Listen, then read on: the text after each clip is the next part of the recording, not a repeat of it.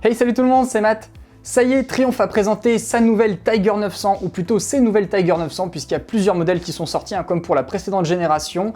Tout a été présenté à Hinckley, donc au siège de Triumph en Angleterre. Beaucoup de journalistes étaient présents, donc moi je n'y étais pas puisque je ne suis pas journaliste, mais c'est pas grave puisque maintenant on a toutes les caractéristiques qui sont disponibles sur le site internet, on a plein de vidéos aussi qui sont sorties sur YouTube qui montraient pas mal de petits détails, donc j'ai un petit peu récolté toutes ces informations, que ce soit sur YouTube, sur internet, pour un petit peu tout vous résumer dans une seule vidéo pour vous expliquer vraiment ce qui change sur cette Tiger 900, quels sont les différents modèles disponibles, mais également quelles sont les grosses différences par rapport à l'ancien modèle, la Tiger 800 que je possède actuellement. Et vu la quantité de nouveautés qu'il y a, je me suis dit que c'était vraiment intéressant de vous expliquer un petit peu tout ça en détail parce que on trouve déjà un peu de tout sur internet avec des gens qui disent qu'il n'y a rien qui a changé, que c'est absolument la même qu'avant, etc.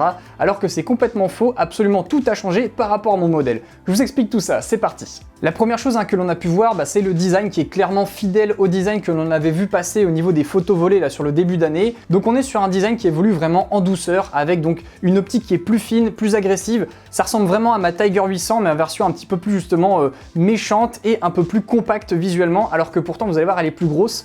Donc voilà, il y a certaines personnes qui ont l'impression de ce fait que ça n'a pas changé, mais quand on est sur de la fabrication de modèles assez haut de gamme, on évite comme ça de passer du tout au tout d'un modèle. Si vous faites généralement ça, c'est que l'ancien modèle est un gros four et que de ce fait, il faut vraiment repartir de zéro. Là, c'est pas le cas, la Tiger 800 c'était très bien vendu, donc on a une évolution en douceur sur le design. C'est comme si vous aviez une Golf ou une Audi A3 qui se mettait à changer du tout au tout d'une génération à l'autre. C'est franchement pas le cas depuis une paire d'années. Et bien là c'est pareil, la Tiger 800 qui a été lancée il y a 10 ans maintenant évolue profondément, mais vraiment sur la partie spécification, caractéristiques, mais pas forcément au niveau du look. Côté gamme, il y a une grosse refonte au niveau des dénominations des modèles parce que quand même beaucoup de monde se paumait en fait entre les modèles XRX, XRT, XCX, XCA, c'était pas hyper clair. Là ils ont fait quelque chose de simple. Maintenant vous avez donc les modèles GT qui sont les modèles donc pour la route et les modèles Rallye qui sont donc pour le tout-terrain. À cela s'ajoute donc un modèle entrée de gamme qui est la Tiger 900 tout court, il n'y a pas de nom du tout, c'est vraiment le modèle entrée de gamme qui va essayer en fait de venir donc chatouiller les japonaises et tous les modèles assez tapés en tarif sur cette gamme de trail 900 cm3.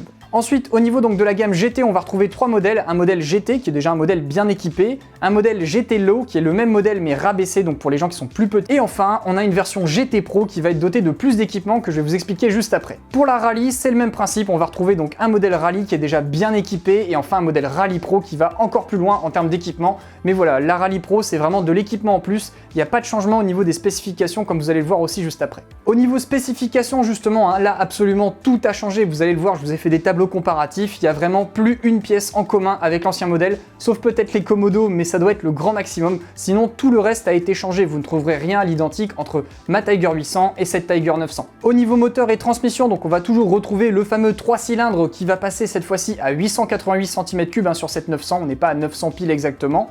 La puissance reste identique, on va être à 95,2 chevaux contre 95 chevaux avant. C'est important en fait de rester sur cette puissance là puisqu'il faut garder une compatibilité A2 pour tous les gens qui justement voudraient une Tiger 900 et qui seraient en permis A2. Le seul petit point à prendre en compte, c'est que la Tiger 900 entrée de gamme n'est pas compatible A2, c'est seulement accessible sur les versions GT, GT Pro et sur les versions Rallye, Rallye Pro. Donc certes la puissance est identique, mais par contre elle est disponible plus tôt en termes de régime puisque là on atteint la puissance maximale à 8750 tours contre 9500 tours auparavant. Le couple moteur fait également un bond en avant puisque l'on passe désormais à 87 Nm à 7250 tours minute contre 79 Nm à 8050 tours minute auparavant. Et durant la conférence, ils ont vraiment insisté sur le travail qu'ils ont fait sur le moteur et c'est vrai que c'est assez étonnant au niveau du bruit parce qu'ils ont changé complètement l'allumage, c'est plus le même ordre en fait d'allumage des cylindres. Ils ont également retravaillé le positionnement du moteur puisqu'il est un peu plus penché, donc de ce fait là il est 40 mm plus en avant par rapport à l'ancien modèle et 20 mm plus bas. On va donc ainsi gagner en équilibre grâce à un centre de gravité qui sera positionné plus bas. Et côté sonorité, ça m'a vraiment étonné parce que ça ressemble plus trop en fait au bruit du 3 cylindres que je connaissais auparavant. Là on a un bruit qui est quand même beaucoup plus rauque, ça fait limite un bruit de bicylindre Ducati. Alors désolé, je vais peut-être offenser certains, mais écoutez, vous allez voir, la différence est assez flagrante. So let's bring out the previous generation Tiger 800. Let's hear the Tiger 800 first. Now let's hear the new Tiger 900. What a great sound! Donc voilà, vous avez vu l'écart de sonorité, il est assez flagrant entre les deux et j'ai vu également une interview en fait de l'ingénieur qui a travaillé sur cette Tiger 900 qui expliquait qu'ils ont vraiment bossé le moteur pour qu'il ait plus de couple, un peu comme un bicylindre et en même temps qu'il ait autant d'allonge qu'auparavant, un peu comme un 4 cylindres. Bref, ils ont essayé d'amplifier en fait les avantages du 3 cylindres. Pour le reste, c'est pareil, on est sur de la transmission par chaîne, boîte 6 vitesses, c'est du classique. Si on continue sur les changements sur les modèles GT et sur les modèles classiques, vraiment c'est là pour moi où il y a eu le plus gros changement en fait en termes de performance, puisqu'on va retrouver une toute nouvelle fourche et surtout une partie freinage qui a été améliorée, mais vraiment plus par rapport à ce qu'on avait avant. On va ainsi retrouver sur la Tiger 900, donc classique entrée de gamme, une fourche inversée Marzocchi de 45 mm qui n'est pas réglable. Et dès que vous partez sur la version GT ou GT Pro, là dans ce cas-là, vous passez toujours sur une fourche inversée de 45 mm Marzocchi, mais qui devient réglable manuellement en détente et en amortissement, avec un débattement qui monte à 180 mm, sauf sur la version rabaissée qui elle est à 140 mm. Si on vient donc la comparer à l'ancienne 800 XRX XRT, on a donc vraiment une fourche qui est de meilleure qualité avec un plus gros diamètre, donc ça devrait être plus confortable et plus performant sur route. Côté suspension arrière, sur la Tiger 900 classique, là aussi, on va monter en gamme avec une suspension Marzocchi qui est réglable en précharge avec 170 mm de débattement.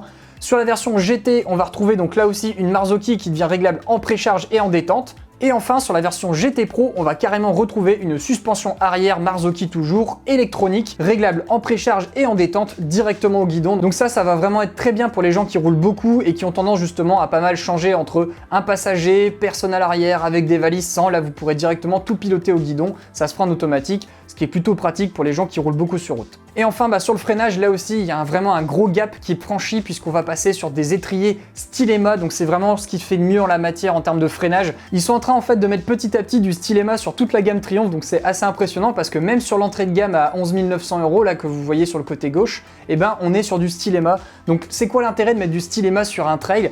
En fait, c'est pas forcément juste de la puissance. Ça vous apporte aussi plus de feeling, plus de légèreté au niveau des étriers, donc ça permet aussi d'alléger la moto au global, ce qui est vraiment globalement que des avantages quand vous êtes sur ce genre de machine. Donc forcément, j'ai pas pu la tester, mais je m'attends pas à ce qu'on ait un freinage ultra mordant parce que c'est vraiment pas le but d'un trail. Le but, c'est généralement qu'on ait un freinage très progressif et très maîtrisable. Forcément, quand on la compare à la 800 XRX, qui était avec ses anciens étriers Brembo 2 pistons super basiques comme j'ai sur la mienne, là oui, clairement, je pense qu'on va vraiment ressentir l'écart. Et puis au niveau électronique, là aussi, il y a pas mal de changements puisque sur la 900 entrée de gamme et la 800 XRX, on avait un ABS classique, mais sur la 900 GT et GT Pro, on va retrouver un ABS optimisé pour les virages qui va donc vous aider si vous vous mettez à faire un freinage d'urgence dans un virage pour vous éviter de tomber. À l'arrière, par contre, on va retrouver donc du Brembo monopiston classique avec du 255 mm en termes de disque. Enfin, dernier changement très marquant à mes yeux, c'est tout ce qui concerne les parties dimension et poids, puisque là aussi la moto change grandement. Donc que ce soit au niveau du guidon, qui passe maintenant sur un guidon de 930 mm sur la GT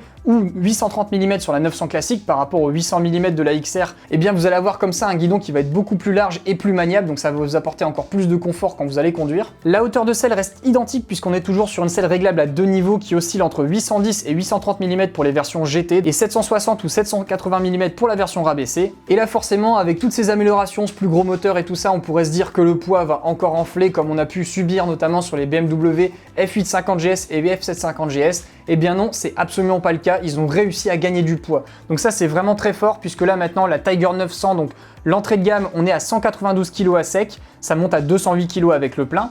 Et les versions GT, on va se retrouver à 194 kg, puis les GT Pro qui sont encore un peu plus équipés, là on sera à 198 kg.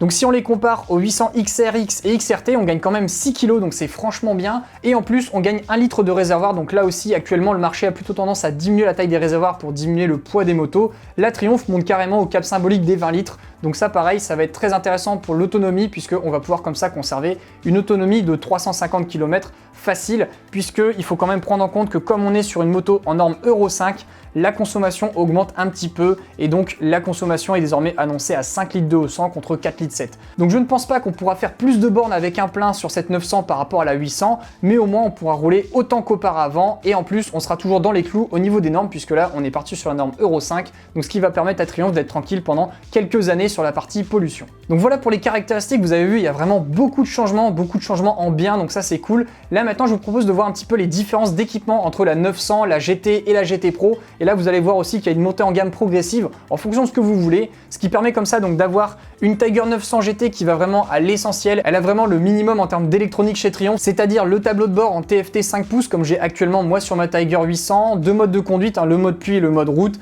un ABS et un traction control de base, et des phares LED avec toute la partie nouveau cadre, nouveau frein, nouvelle suspension. Donc pour moi cette Tiger 900 entrée de gamme, elle va vraiment je pense séduire tous les gens qui seraient hésitants avec par exemple une Tracer 900 et justement qui voudraient une moto peut-être avec une finition et une qualité de fourche et de moteur un peu plus sympa, mais tout en conservant un prix quand même assez contenu puisqu'on est dans les 11 900 € pour cette Tiger 900. Si on part sur les modèles GT, et ben là dans ce cas-là on monte clairement en gamme avec plein d'équipements, donc on va toujours retrouver donc le moteur, le nouveau cadre, l'ABS et le traction control optimisé pour les virages, un système qui est full LED de bout en bout, donc que ce soit les clignotants, les éclairages, tout est en LED, alors que sur le modèle entrée de gamme on a quand même des clignotants en ampoule, 4 modes de conduite, mode pluie, mode route, mode off-road et également le mode sport. Un nouvel écran TFT 7 pouces qui est juste hyper grand, donc vraiment ça doit être impressionnant à voir en vrai, j'ai hâte de le voir. Puis on va retrouver donc les classiques poignées chauffantes qui là aussi sont 2 séries sur le modèle milieu de gamme, le régulateur de vitesse, des protège-mains et enfin tout l'ensemble de suspension arrière et avant entièrement réglable Marzocchi. Pour la Tiger 900 Pro, c'est la même mais avec encore plus d'équipements et là donc on va carrément retrouver 5 modes de conduite, donc en plus de tous les modes que je vous ai cités avant, on va s'ajouter un mode Rider qui est un mode entièrement personnalisable. L'écran de 7 pouces vient gagner un système de connectivité MyTriumph qui est un petit peu comme ce que je vous ai présenté sur les BMW GS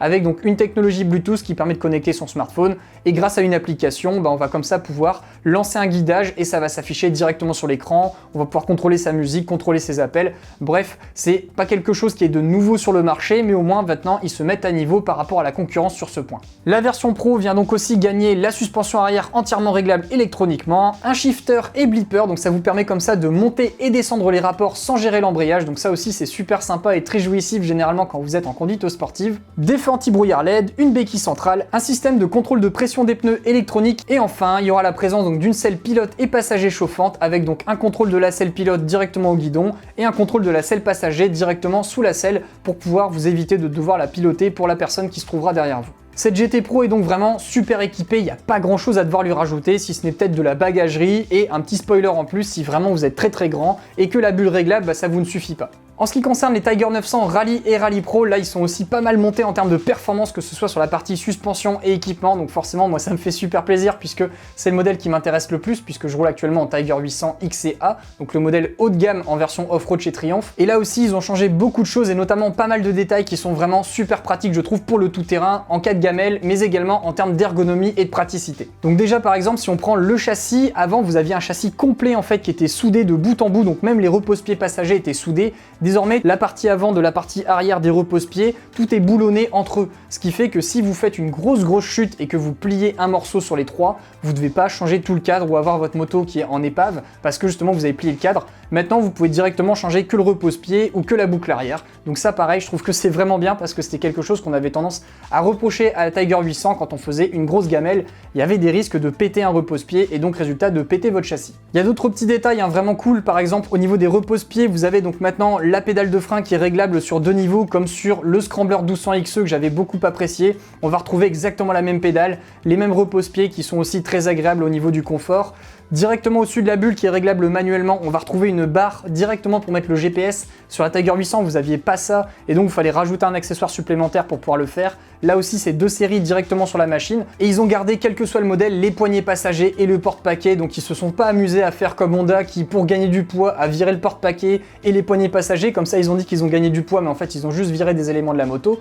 Là, c'est vraiment différent. Ils ont tout gardé pour vraiment alléger au maximum toutes les pièces déjà présentes sur la machine. Et les différences ne s'arrêtent pas là puisqu'au niveau des spécifications, il y a aussi énormément de changements. Donc je vous montre ça tout de suite sur les tableaux. Déjà, le premier truc qui fait super plaisir, c'est que c'est la fin des jantes à rayons à chambre à air. Maintenant, on passe sur des jantes tubeless, comme sur la Scrambler 1200 XE, donc ce sont exactement les mêmes jantes, donc c'est nickel. Maintenant vous n'avez plus besoin de mettre des chambres à air sur la Tiger 800, on est sur des rayons tangentiels qui sont vraiment superbes, c'est exactement les mêmes que la Scrambler, et j'aime beaucoup au niveau style. Les dimensions ne changent pas, on est toujours sur des jantes en 21 pouces à l'avant et 17 pouces à l'arrière, avec des pneus en 90-90-21 et 150-70-17 à l'arrière. L'écart est aussi conséquent sur la partie suspension et frein, puisque à l'avant on va retrouver maintenant une fourche inversée Showa, donc de 45 mm de diamètre, avec 240 mm de débattement. C'est juste énorme, c'est presque autant que le Scrambler 1200 XE. Comparé à ma Tiger 800 XA qui est en fourche inversée de WP de 43 mm de diamètre et 220 mm de détente, vraiment, on va y gagner en termes de performance, on va pouvoir faire des plus gros sauts.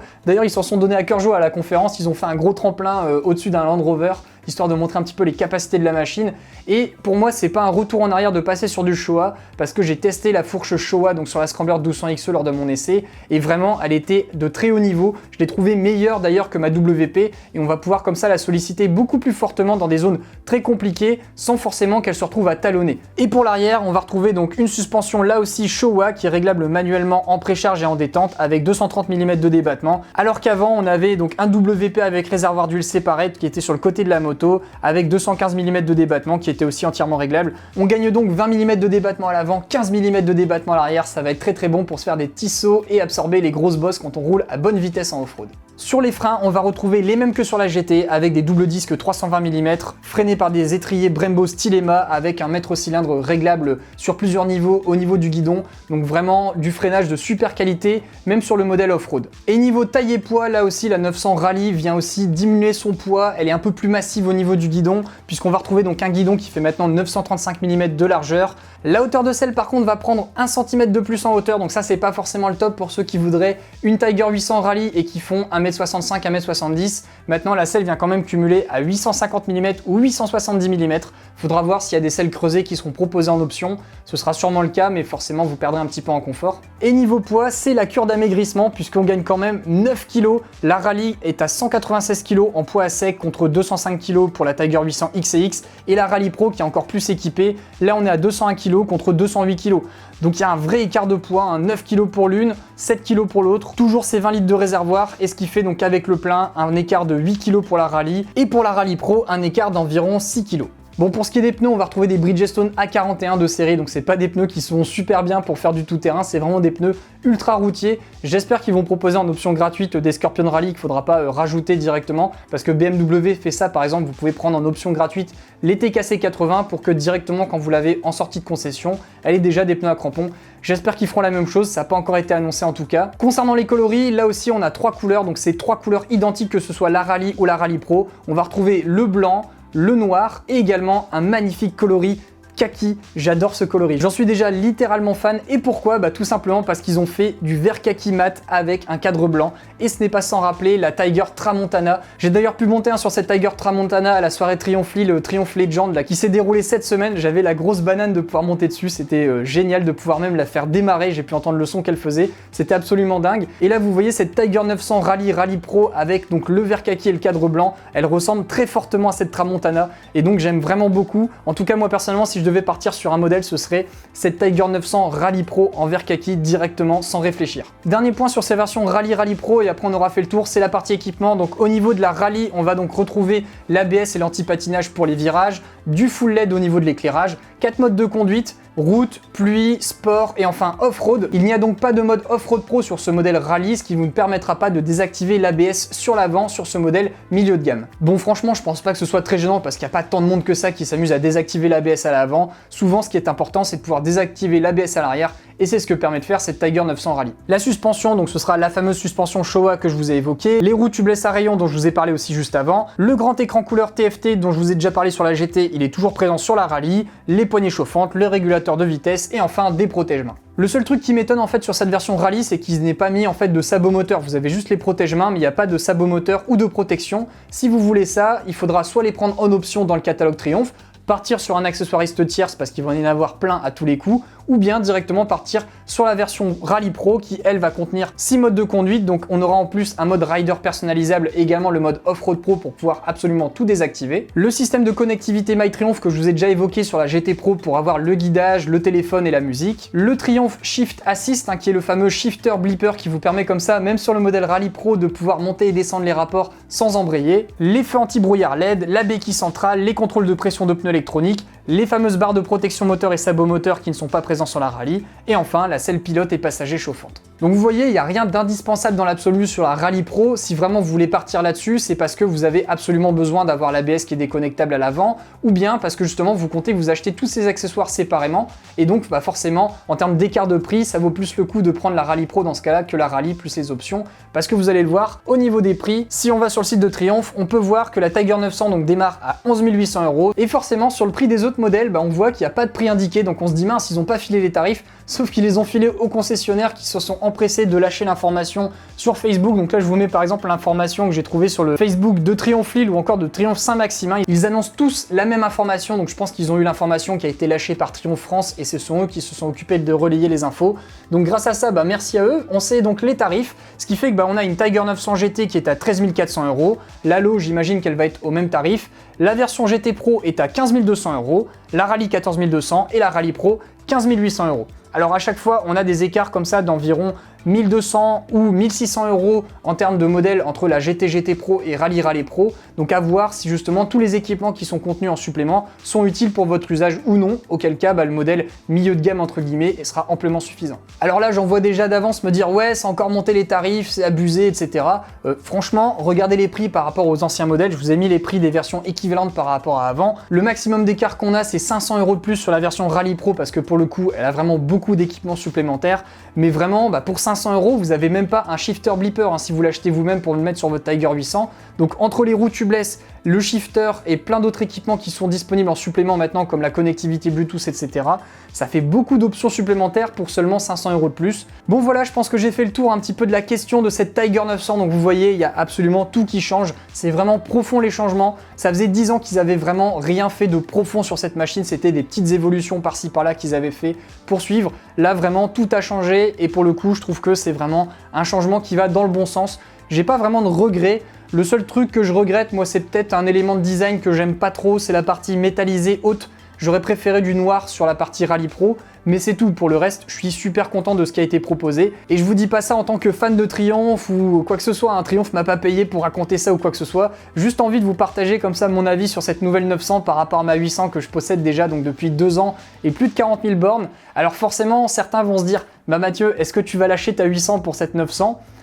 Franchement, j'ai trop envie. J'ai trop envie de partir sur la 900 Rallye Pro en vert kaki avec le cadre blanc. J'en suis littéralement fan au niveau spécification, style. Ils ont vraiment, pour moi, tapé bien dans le mille. Et en termes de budget, c'est pas craqué. Donc je peux tout à fait envisager de partir sur cette nouvelle machine en mars ou avril, puisqu'elle est prévue de sortir dans ces mois-là, donc mars-avril 2020. J'ai hâte en tout cas de pouvoir la tester et de me dire justement si je pars ou non sur cette machine. Ce qui est sûr, c'est qu'elle va être testée par les journalistes en février au Maroc.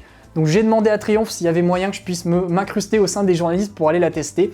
J'ai fait un petit mail, on verra si ça passe. J'espère en tout cas que ça va passer parce que ce serait super de vous proposer un essai en avant-première et que je ne doive pas attendre donc mars-avril pour pouvoir me décider si je passe ou non sur la nouvelle Tiger 900. Donc désolé à tous ceux qui espéraient que je franchisse le cap des 100 000 bornes sur la Tiger 800. Ce ne sera peut-être pas le cas en fonction de mon essai en février ou en mars-avril. J'espère en tout cas que cette vidéo vous a plu. Comme d'habitude, si vous avez aimé ce contenu, n'hésitez pas à mettre un petit pouce vers le haut, ça fait toujours plaisir. Et si vous êtes sur ma chaîne pour la première fois par le biais de cette vidéo, bienvenue et surtout n'hésitez pas à vous abonner grâce au bouton que je vous mets juste ici. Merci à tous d'avoir regardé et on se retrouve la semaine prochaine pour une nouvelle vidéo. Salut!